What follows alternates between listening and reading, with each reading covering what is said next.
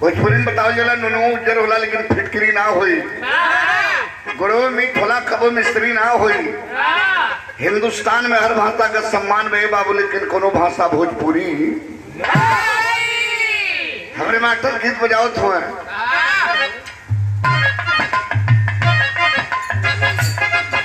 कोनो हमारे रंग का लड़का रहल एकदम करिया रहल।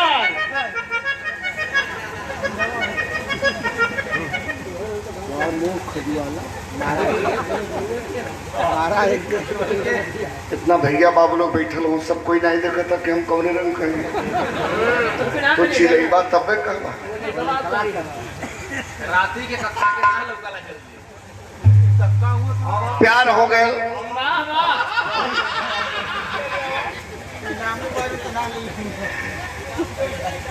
हमारे रंग का लड़का रहा प्यार हो गल सुंदर लड़की से,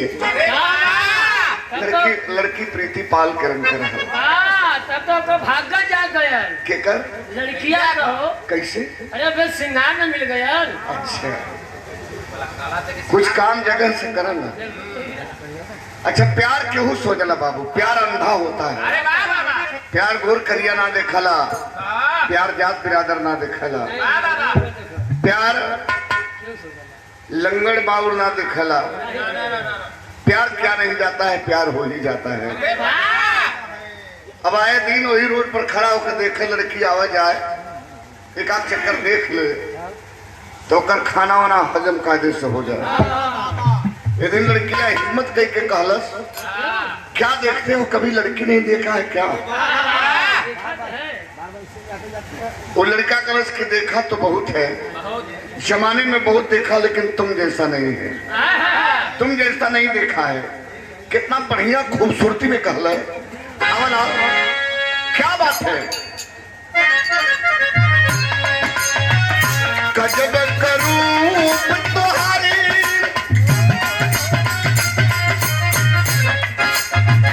गजब करूं तुम्हारे, गजब सूरतिया तू कवलून हो।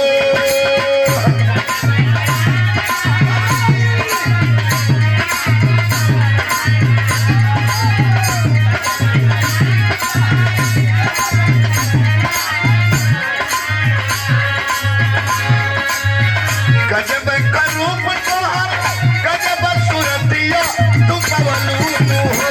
रानी हम बनवलून हो।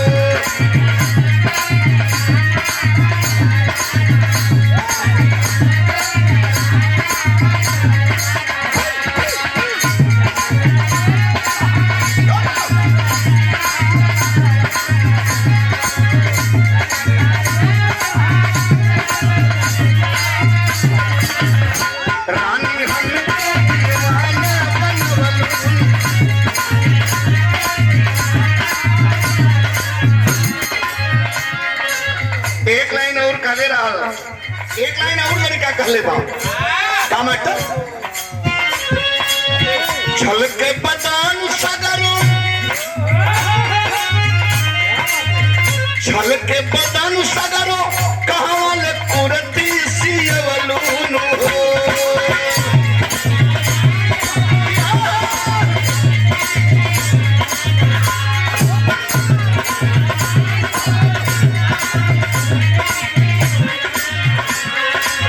झलके बदान तुहरो, कहां ले कुरती सियवलून हो।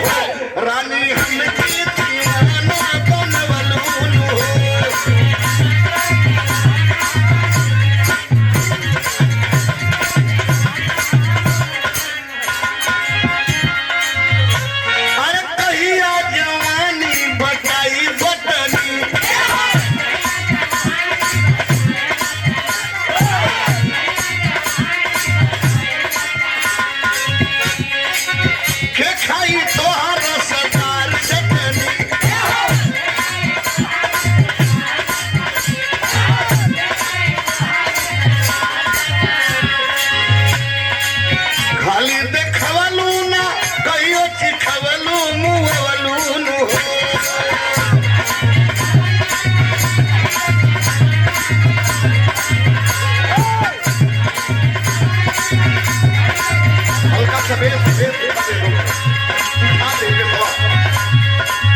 खाली देखवलू ना कहियो सिखवलू रानी सबके दीवाना बनवलू।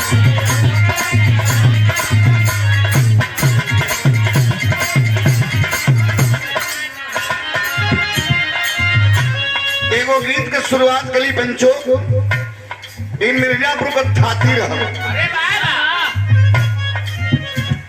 ई बिरहा से लुप्त होत रहल चुके के गावे ला गवैये ना रही नहीं रहे दुनिया में स्वर्गीय पंधारी खलीफा स्वर्गीय बुद्धि खलीफा इलोन का गावल गीत है आई खाती मिर्जापुरी चौलर है चौलरिया तो सब गावेला लेकिन चौलर गावेला गवैया दुनिया से निकल गई केकरे बिना का ना भावेला हमारे मास्टर बजाओ तो बताओ ठीक नहीं एकदम सब सीजन से कर शुरुआत के लिए अब तक कितना गवैया हमारे सुन के देख के यूट्यूब पर लगता गावे लेकिन एक शुरुआत के लिए का शुरुआत के लिए बाबू आवा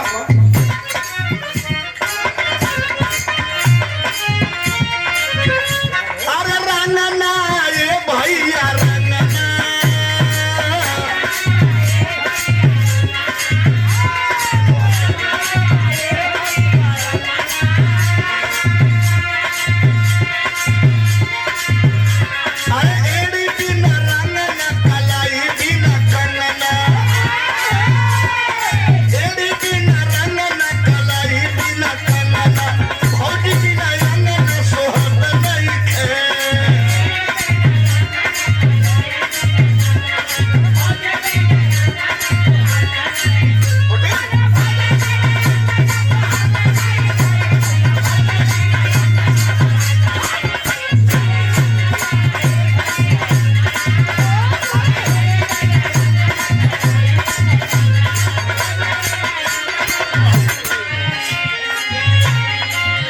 दूसरी लाइन बड़ी पसंदीदा लाइन है दूसरी लाइन का आनंद लें आप कैसे मास्टर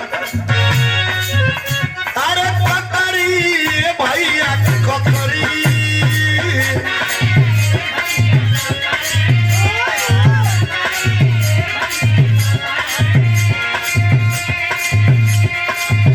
अरे कोई बिना ककरी गड़रिया बिना बकरी